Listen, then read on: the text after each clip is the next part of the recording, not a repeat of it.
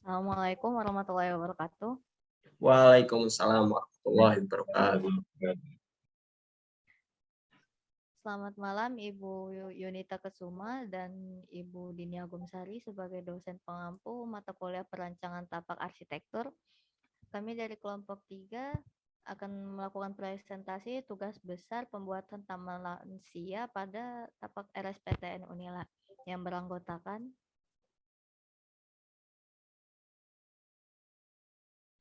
Raffi Al-Haqitan Humaturaya, Ajumar Gumanti, Richard Kanuwijaya, Abdurrahman Al-Gafiki, dan Muhammad Mahdi Pamungkas. Kemudian selanjutnya akan dilanjutkan oleh rekan saya.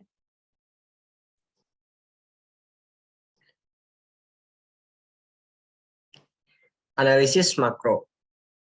Yang pertama, lokasi. Lokasi site yang terpilih untuk Taman Lansia berada di wilayah RSPTN. Lebih tepatnya berada di Jalan Profesor Dr. Insinyur Sumantri Brojonegoro, Kelurahan Gedong Meneng, Kecamatan Kedaton, Kota Bandar Lampung, Provinsi Lampung. Alasannya adalah karena lokasi yang cukup strategis untuk pembangunan taman. Site seluas 30.000 meter persegi memiliki beberapa batasan-batasan site. Yang pertama, sebelah utara, Embung Unila, lalu di selatan ada Ramayana Cipas, di timur ada ruko dan minimarket, di barat ada Terminal Raja Basah, dan dengan lokasi yang strategis karena mengacu pada salah satu aturan pertimbangan kriteria pemilihan tapak untuk pembangunan fasilitas lansia yang mempertimbangkan kebutuhan fisik, sosial, dan keselamatan. Lalu yang kedua, gambaran fungsi sekitar tapak. Lokasi site berada pada sekitar fasilitas umum yang dapat menunjang kebutuhan lansia, seperti rumah sakit dan pusat perbelanjaan. Seperti yang bisa kita lihat pada gambar. Lalu yang ketiga ada pencapaian ke fungsi. Pencapaian ke fungsi penting sekitar tapak dapat dilalui dengan dua akses, yaitu berjalan kaki dan berkendara. Berikut adalah keterangan detail jarak tempuh serta estimasi waktu perjalanan menuju fungsi-fungsi tersebut. Yang pertama, Cendramart, berjalan kaki jaraknya 750 meter dengan estimasi waktu 9 menit, berkendara 2.500 meter 8 menit, lalu rumah sakit Unila, berjalan kaki 800 menit, berjalan kaki 800 meter 11 menit, berkendara 2.000 meter 7 menit.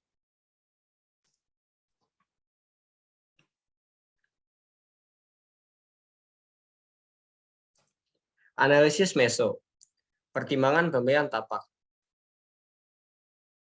Di sebelah kiri bisa kita lihat ada tapak, di sebelah kanan juga ada pilihan tapak, di bawah juga ada pilihan tapak. Yang pertama di sebelah kiri, poin plus. Sedikit sumber kebisingan, akses menuju tapak tidak terlalu jauh dan tidak terlalu dekat, lalu lingkungan sekitar yang cukup kondusif. Poin minus pada side di sebelah atas kiri, dekat dengan persimpangan jalan dan jauh dari area parkir. Lalu di sebelah kanan, poin plusnya dekat dengan area parkir, lalu lokasi mudah dijangkau masyarakat. Poin minusnya, dekat dengan pemukiman, dekat dengan halte dan terminal, dekat dengan sumber sampah domestik dan polusi, dan akses masuk cukup jauh dari jalan utama. Lalu di bawah, poin plusnya dekat dengan RSPTN, akses yang dekat dengan jalan masuk, lalu poin minusnya terlalu dekat dengan pertigaan, berada di kawasan existing RSPTN, dan terlalu dekat dengan area parkir. Di antara ketiga pilihan ini, site yang terpilih adalah yang di sebelah kiri. Selanjutnya akan dijelaskan oleh rekan saya. Lalu yang selanjutnya adalah analisis meso yang kedua. Ini yaitu guna lahan atau fungsi existing atau yang sudah ada pada lahan tersebut. Yang pertama ada terminal yang berwarna ungu tua kalau dari gambar sebelah kiri, dan gambarnya adalah ada di bawah yang berwarna biru pojok kiri bawah. Lalu ada RSPTN yang berwarna ungu yang gambarnya ada di tengah atas. Lalu ada lahan kosong yang warna hijau, yang warna biru ada halte, dan abu-abu ada parkiran terpadu. Dan untuk rencana guna lahannya, site yang akan dijadikan taman lansia ada di gambar sebelah kanan yang di zonasi warna pink.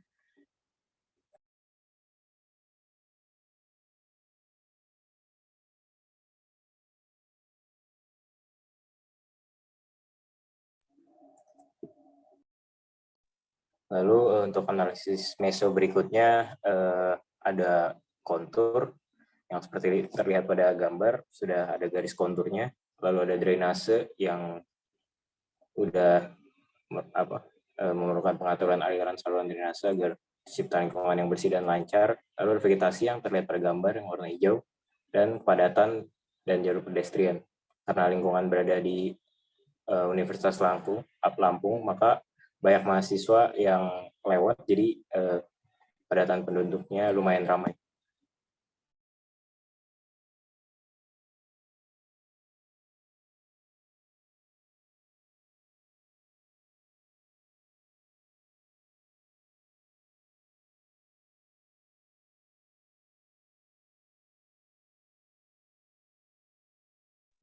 Kemudian lanjut pada analisis mikro, yang dimana luasan tapak memiliki total luas 1.500 meter persegi dari total tapak yang diberikan, dan terdapat zoning area, yaitu 4 pembagian tata guna lahan, antara lain sculpture, bench area, grass field, dan juga walking track.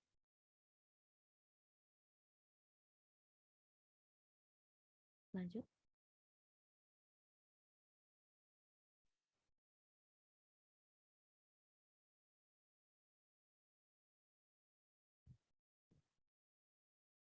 Kemudian dalam physical attribute ada arah matahari yang pada ketinggian tengah hari mencapai 83 derajat dengan kondisi cukup panas pada pukul 11 waktu Indonesia bagian Barat, pukul 16 waktu Indonesia bagian Barat. Hembusan angin pada tapak sekitaran tapak berhembus dengan kisaran 0,8 sampai dengan 1,8 meter per sekon.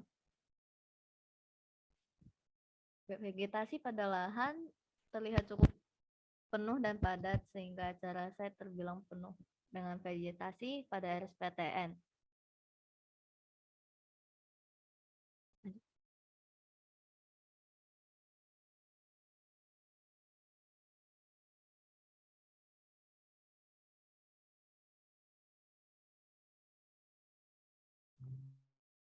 Selanjutnya, analisis mikro tentang physical attributes. Seperti yang dilihat pada gambar, topografi memiliki slope area sekitar 7-10%. Kondisi topografi pada tapak merupakan lahan kosong dan terbuka yang ditumbuhi tanaman, sedangkan sisanya adalah tumbuhan rumput. Kemudian drainase tapak pada bangunan, depresi terdampak air hujan mengalir menuruni lereng. Drainase mengalirkan air hujan menggunakan sistem jaringan atau sistem respon, yaitu mengalirkan air melalui sistem tata saluran air. Next.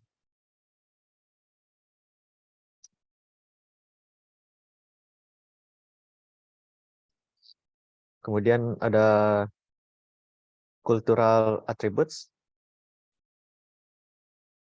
Set tapak merupakan tempat pembuatan taman lansia yang sudah memiliki utilitas yang dapat menunjang kebutuhan taman.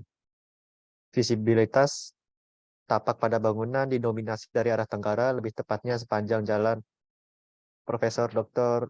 IR Sumantri Bojonegoro.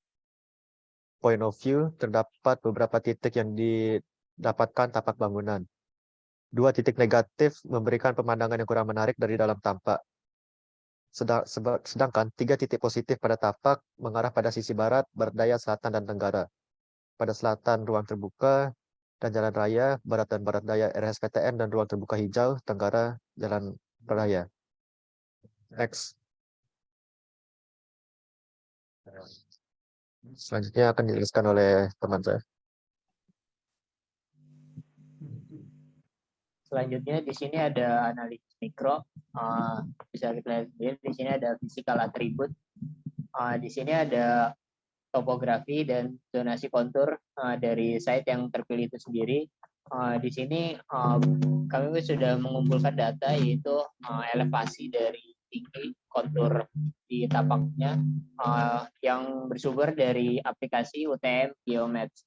Dan di sini udah ada elevasinya sendiri yang dimana jarak antara garis konturnya itu yaitu kurang lebih 10 meter, dan berdasarkan perhitungan dari rumus yang telah diberikan, kami mendapatkan yaitu tapak ini memiliki kemiringan kontur yaitu 20% sampai 10%, yang dimana itu masih ideal untuk fungsi ruang terbuka aktif untuk taman lansia.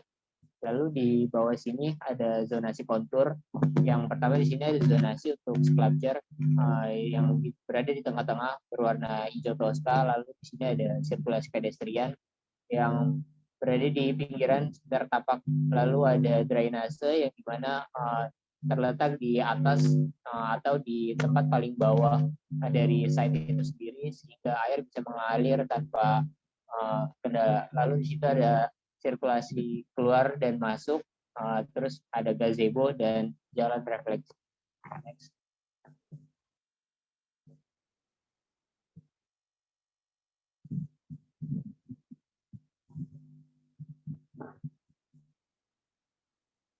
Lalu selanjutnya di sini ada konsep dan respon taman. Respon taman lansia terhadap analisis tapak serta konsep, yaitu respon dari aspek-aspek analisis tapak sebelumnya. Yang pertama di sini ada respon terhadap arah sinar matahari.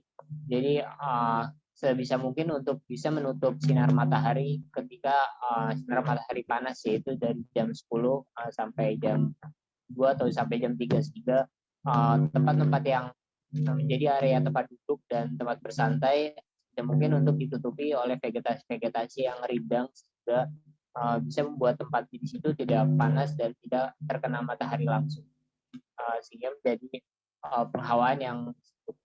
Lalu selanjutnya di sini ada respon terhadap kebisingan jalan utama.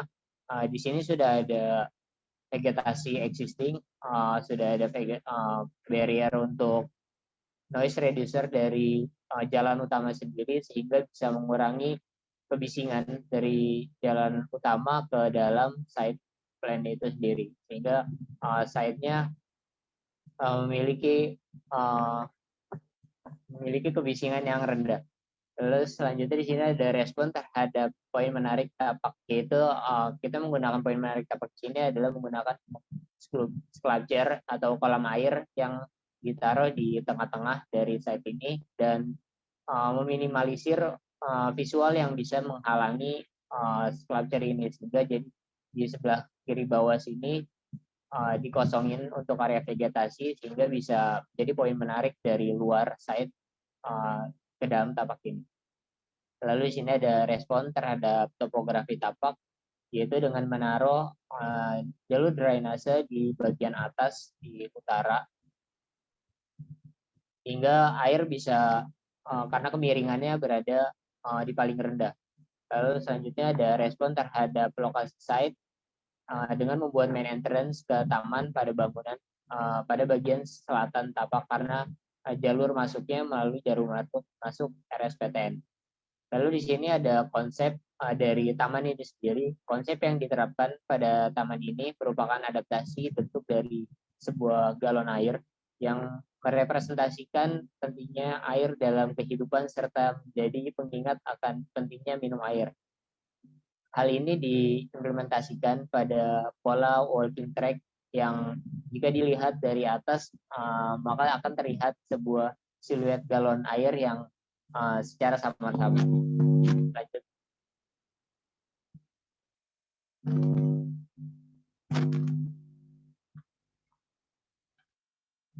Lalu di sini ada side plan dari site Taman Lansia itu sendiri. Di sini sudah lengkap dengan notasi legendanya, side fence dengan skala 1/200 dan skala batang, lalu ada arah mata angin.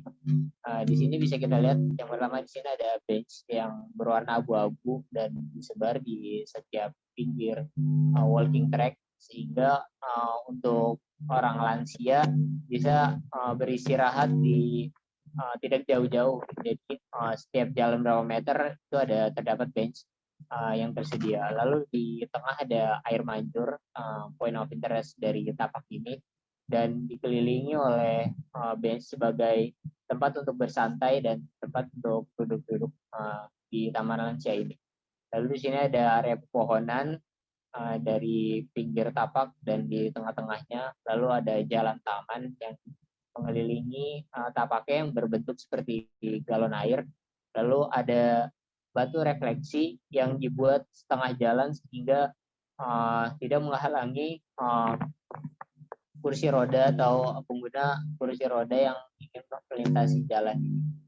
Lalu di sini ada taman rumput dan gazebo yang sudah dilengkapi dengan toilet sehingga bisa menunjang fasilitas di taman lansia. Next.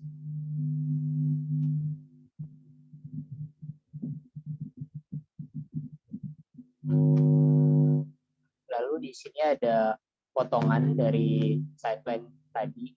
Ini potongannya berada di area selatan, menghadap ke selatan dan menghadap ke utara. Jadi potongan untuk potongan horizontal, vertikal. Di sini potongannya memiliki lebar side-nya sendiri itu adalah 30 meter dari kanan kiri. Lalu di sini ada gambar elevasi dari side plan itu sendiri yang dimana dia miring ke sebelah kanan. Bisa lihat sendiri di sini ada fasilitas tamannya dan kontur dari site itu sendiri. Next.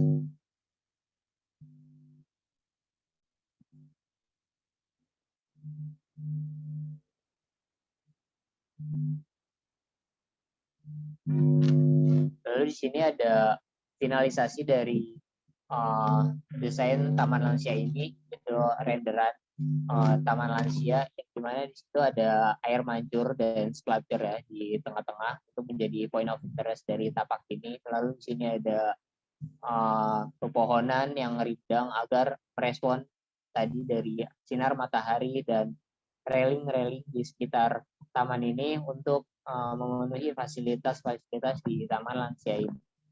Lanjut.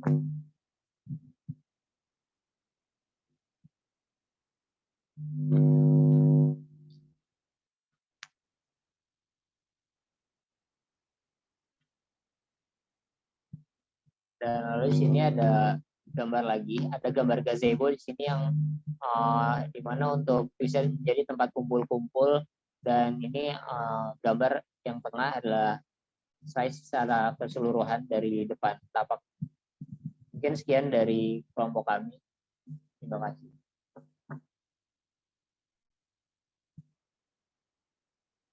Baik, yang tadi merupakan presentasi dari kelompok kami. Apabila ada kekurangan pada presentasi tersebut, kami mohon maaf. Kami akhiri. Assalamualaikum warahmatullahi wabarakatuh. Waalaikumsalam warahmatullahi wabarakatuh. Waalaikumsalam warahmatullahi wabarakatuh.